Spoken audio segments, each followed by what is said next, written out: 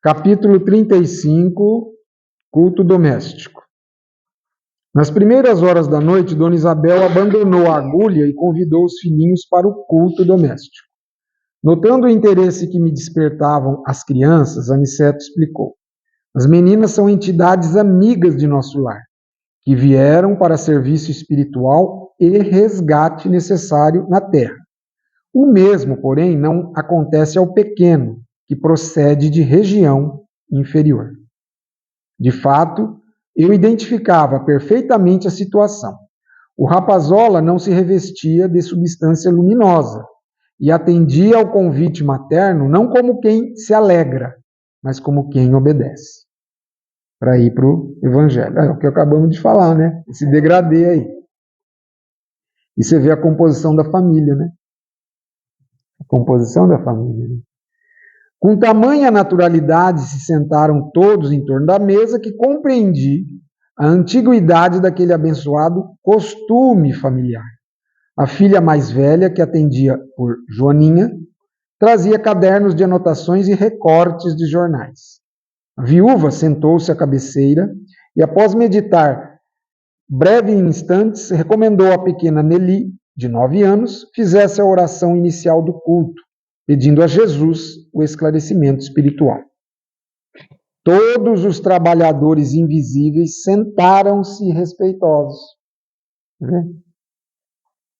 Isidoro e alguns companheiros mais íntimos do casal permaneceram ao lado de Dona Isabel, sendo que quase todos vistos e ouvidos por ela. Tão logo começou aquele serviço espiritual da família, tá vendo o sinônimo de culto? Serviço espiritual da família. As luzes ambientes se tornaram muito mais intensas. Profunda sensação de paz envolvia-me o coração.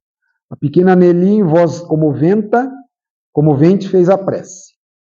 Senhor, olha a prece da menina de 9 anos. Seja feita a vossa vontade, assim na terra como nos céus.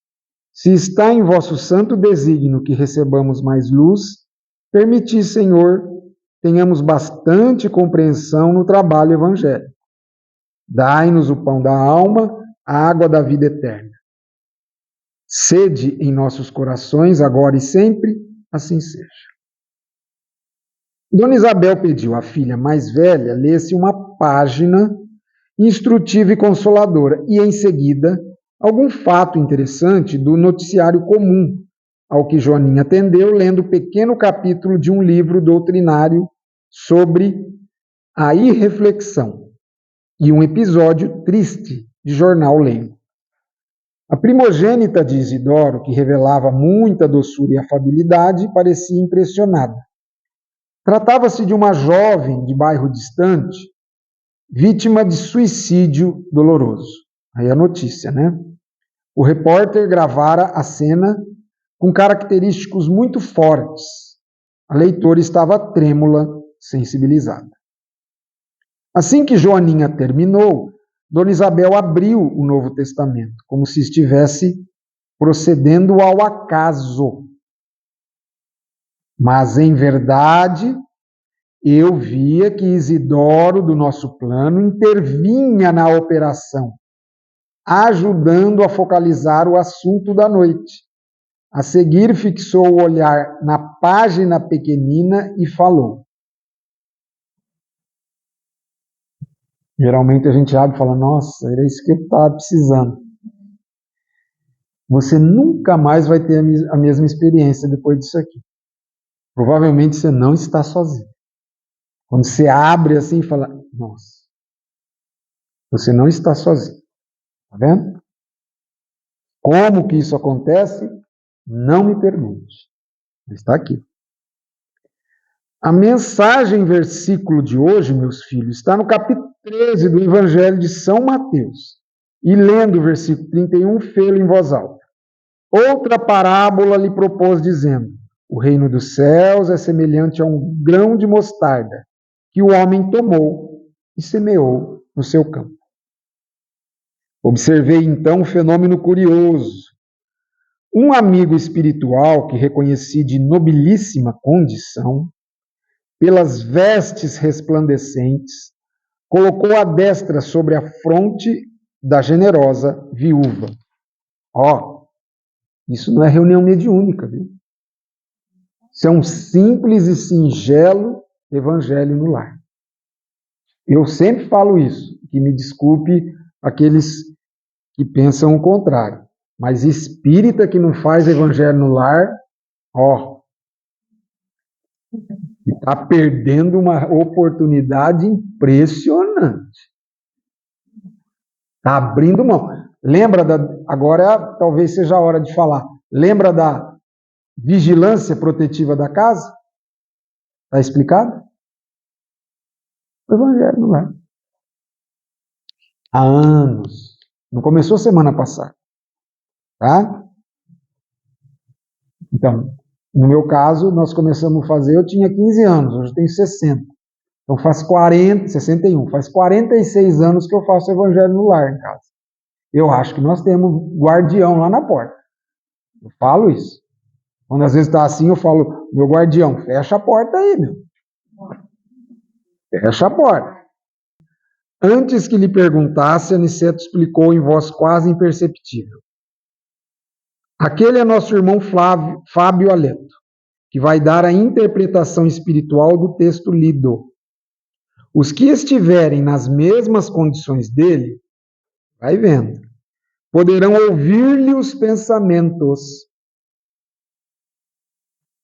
Ouvir-lhe os pensamentos. Mas os que estiverem em zona mental inferior receberão os valores interpretativos, como acontece entre os encarnados, isto é, teremos a luz espiritual do verbo de Fábio na tradução do verbo materializado de Isabel. Olha só, o fenômeno que está acontecendo no Evangelho no lar.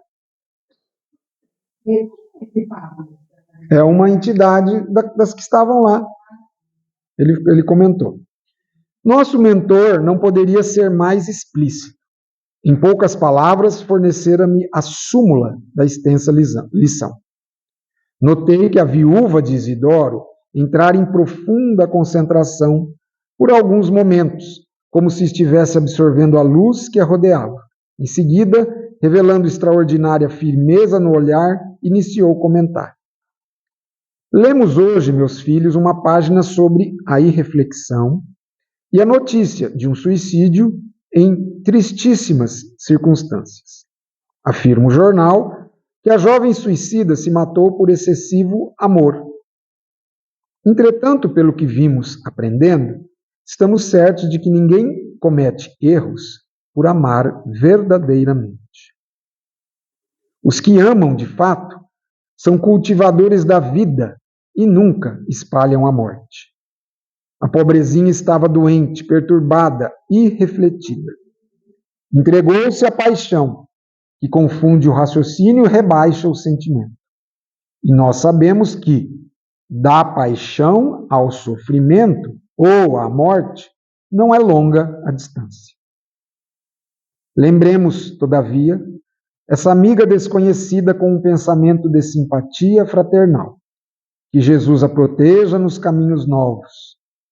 Não estamos examinando um ato que ao Senhor compete julgar, mas um fato de cuja expressão devemos extrair o ensinamento justo. Olha que clareza, né? Que orientação que ela está dando para crianças, jovens que estão ali. A mensagem evangélica desta noite assevera, pela palavra do nosso Divino Mestre aos discípulos, que o reino dos céus é também semelhante ao grão de mostarda que o homem tomou e semeou no seu coração. Então, eu vou destacar 3 frases dessa interpretação que ela vai fazer aí. A primeira é agora. 3 frases. Devemos ver nesse passo, meus filhos, a lição das coisas mínimas. Então, quando Jesus está falando que o reino de Deus é semelhante a um grão de mostarda, ela começou. Devemos ver nesse passo, meus filhos, a lição das coisas mínimas. A esfera carnal onde vivemos está repleta de irreflexões de toda sorte. raras criaturas começam a refletir seriamente na vida e nos deveres antes do leito da morte física. Então, nesse aspecto, a doutrina espírita, para nós, se reveste dessa importância, porque ela já nos faz desde já, né? Não estamos esperando avizinhar da morte para ficar valorizando certas coisas. Não devemos fixar o pensamento tão só nessa jovem que se suicidou em condições tão dramáticas, ao nos referirmos aos ensinos de agora. Há homens e mulheres com maiores responsabilidades em todos os bairros, que evidenciam paixões nefastas e destruidoras no campo dos sentimentos, dos negócios, das relações sociais. As mentes desequilibradas pela irreflexão permanecem neste mundo quase por toda parte. Segunda frase. É que nós temos descuidado das coisas pequeninas. Lá em cima, ela falou a lição das coisas mínimas que nós devemos ver. E agora ela está falando que nós temos descuidados das coisas pequeninas. É o grão de mostarda, que é a menor das sementes. Grande é o oceano minúsculo. Grande é o oceano. Minúscula é a gota. Mas o oceano não é senão a massa das gotas reunidas.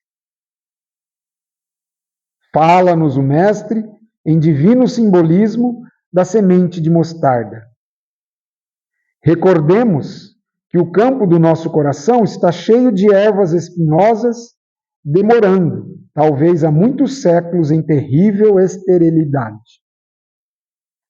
Naturalmente, não devemos esperar colheitas milagrosas. Está vendo? Falávamos disso agora, né? É um degradê, a mudança. É indispensável amanhar a terra e cuidar do plantio. E a terceira frase, a semente de mostarda, as coisas mínimas, né, a que se refere Jesus, constitui o gesto, a palavra, o pensamento da criatura. A gente pode até fazer um paralelo aqui, quando ele está falando dessas coisas mínimas, ele fez uma metáfora aqui do oceano, que a gente pode achar uma frase tão assim, mas é a mais pura verdade, não é? O oceano é gigante, mas é constituído de gotas. O paralelo é uma encarnação. Ela não é constituída de dias. Dias para uma encarnação de 80, 90 anos são as gotas. E os dias são as gotas de uma encarnação. Quando a gente vê, né, fala, nossa, passou rápido, né? Estou com 70, estou com 75, estou com 80 anos, meu Deus, aí você começa a pensar. Só que cada uma desses 75 anos são feitos de dias. Então isso também é para a gente pensar. Dias, cada dia, a cada amanhecer é também por si uma reencarnação. Você deitou para dormir, você desencarnou, entre aspas. Você acordou cedo, você reencarnou. Tá entendendo? Então dá para a gente fazer essa comparação também, né? Há muitas pessoas que falam bastante em humildade, mas nunca revelam um gesto de obediência. Jamais realizaremos a bondade sem começarmos a ser bons. Tá vendo como é o processo? A gente aprendeu aqui também, puxando aquilo que o Ricardinho tocou no assunto, né, que eu concordo também com ele, mas nós estudamos há pouco aqui, capítulos atrás, de que a nossa função é lançar a semente. Lembra disso que nós estudamos? Porém, o desenvolvimento dessa semente, o desabrochar e o fruto, pertence a Deus. Então, aquilo que você faz no projeto é a semente, meu filho. Esquece o resto. Alguma coisa pequenina há de ser feita antes de edificarmos as grandes coisas. Não é bonito isso? Isso é maravilhoso. É esperançoso. Você que tem um filho, você que tem uma esposa, você que tem um marido, você que tem, não sei, alguém que é aquela coisa, mas que você está com muito jeito, levando e vendo, é isso aqui. Alguma coisa pequenina há de ser feita antes de edificar a grande coisa. Não é? O Senhor ensinou muitas vezes que o reino dos céus está dentro de nós. Ora, é portanto em nós mesmos que devemos desenvolver o trabalho máximo de realização divina, sem o que não passaremos de grandes irrefletidos. A floresta também começou de sementes minúsculas. E nós, espiritualmente falando, temos vivido em densa floresta de males, criados por nós mesmos, em razão da invigilância na escolha de sementes espirituais. A palestra de uma hora, o pensamento de um dia, o gesto de um momento, podem representar muito em nossas vidas. Aliás, às vezes a nossa encarnação, a gente às vezes pensa isso. Eu não vou dizer que eu não penso, eu penso. A gente quer fazer coisas grandes na reencarnação. Quase assim que para marcar, né? Mas se for ver dentro desse prisma, sob esse ponto de vista, é melhor você fazer coisinhas pequeninas. Coisinhas pequeninas. Tenhamos cuidado com as coisas pequeninas e selecionemos os grãos de mostarda no reino dos céus. Olha que interpretação da parábola, né? Lembremos que Jesus nada ensinou em vão. Toda vez que pegarmos desses grãos, consoante a palavra divina, semeando-os no campo íntimo, receberemos do Senhor todo o auxílio necessário. Conceder-nos-á a chuva das bênçãos, o sol do amor eterno, a vitalidade sublime da esfera superior. Nossa semeadura crescerá, e em breve tempo atingiremos elevadas edificações. Aprendamos, meus filhos, a ciência de começar, lembrando a bondade de Jesus a cada instante. E pode dizer até a ciência de recomeçar. Né? O Mestre não nos desampara, segue-nos amorosamente, inspira-nos o coração. Tenhamos, sobretudo, confiança e alegria. Reparei que Fábio retirou a mão da fronte da viúva e observei que ela entrava a meditar, como quem sentira o afastamento da ideia em curso. Havia grande comoção na assembleia invisível às crianças, que, por sua vez, também pareciam impressionadas. Dona Isabel voltou a contemplar maternalmente os filhos e falou: procuremos agora conversar um pouco. Então, o capítulo 36, na semana que vem, continua o Evangelho no Lar. Aliás, deixa eu só fazer uma consideração aqui, até o capítulo 39, que eu anotei aqui, vai ser nessa residência. Estamos no 36º, vamos entrar. Ficaremos até o 39 na oficina de nosso lar.